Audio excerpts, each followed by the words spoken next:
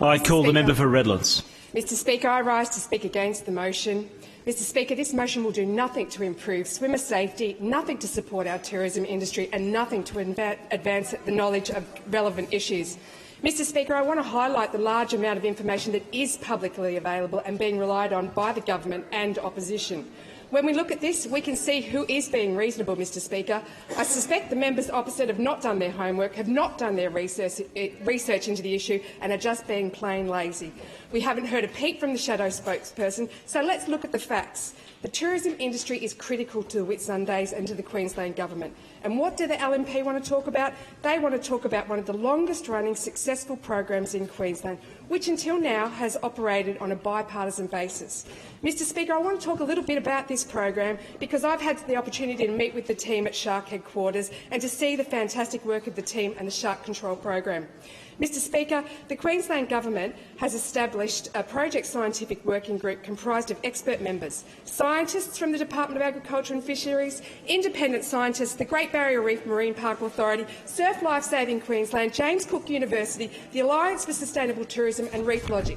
Mr Speaker, the Department of Agriculture and Fisheries, with the leadership of this expert group, continues to monitor the progress of alternative shark deterrent technology trials being conducted in New South Wales. The department is also in regular contact with the Natal Sharks Board in South Africa, which also have active shark control measures in place. Mr Speaker, the Queensland Government Shark Control Program operates across 86 locations, as we've heard. The Palaszczuk Government is providing an extra $2.1 million over 4 years and an additional $731,000 per annum ongoing to help meet the growing cost of the Shark Control Program. This will take total funding for the program to $16.1 million over 4 years and $4.2 million per annum ongoing. If new technologies are shown to be effective in preventing marine life fatalities and are practical for use, they will be considered as part of the program.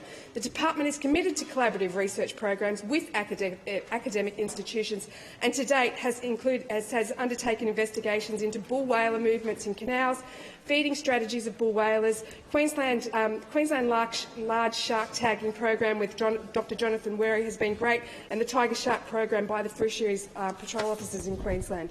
The Fisheries Queensland conducts ongoing assessments into the program's performance to ensure it's meeting its aims. But based on the evidence to date, traditional capture methods remain the most effective measures to reduce the risk of shark attack. Since establishing the program back in '62, research on sharks and shark attacks has continued to evolve. Mr Speaker, the LNP's latest thought bubble in the wake of these tragic events has been to call for a public inquiry, and it's startling to see, after a week of attempting to capitalise on tragedy and claiming to have all the answers, they now want an inquiry. Mr Speaker, in light of the free-range commentary provided by members on the opposite, it is important to put the facts on the record. We know that Syd Harbour is not a patrolled beach. We know it is not somewhere you should be swimming. What we know is that there have been at least 5 inquiries into the shark control program since 1992, 4 by the Queensland Parliament and 1 by the Australian Senate. What we know is that the shark control program has operated since '62 with only 1 fatality at a controlled beach. What we know is that the shark control program has operated under successive administrators, including the Labor Party, the Country Party, the Liberal and National Party and the LNP. Mr Speaker, we know that our government has provided an additional $2.1 million to maintain the sustainability in the last budget, the first increase in the budget since 2009. No new money under the LNP, and that's without talking about LNP's cuts. Mr Speaker, what we know is that this information is publicly available from a wide variety of sources and will continue to be made available. We know that the program is reported on publicly each year in the annual report, and that includes catch numbers and bycatch numbers. Now, we know that the opposition is one of the best resourced in the country, Mr Speaker, and we heard that. We know that the LNP member for the Whitsundays knew about the tragic event and chose to stay on in Melbourne, frolicking at Flemington rather than flying home. We know he was interviewing people trackside rather than coming home to talk to the affected people, and I table his Facebook post from the day. Knowing the facts, what can we say about the LNP, this motion and their conduct over the last week?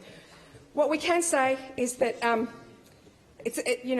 we can draw 3 conclusions. The LNP don't want to look at the facts, they don't want to do the work, they don't care, Mr Speaker, about our tourism industry, our swimmers and the truth. I call the member for Buderim. Thank you, Mr Speaker. Mr Speaker, I rise today to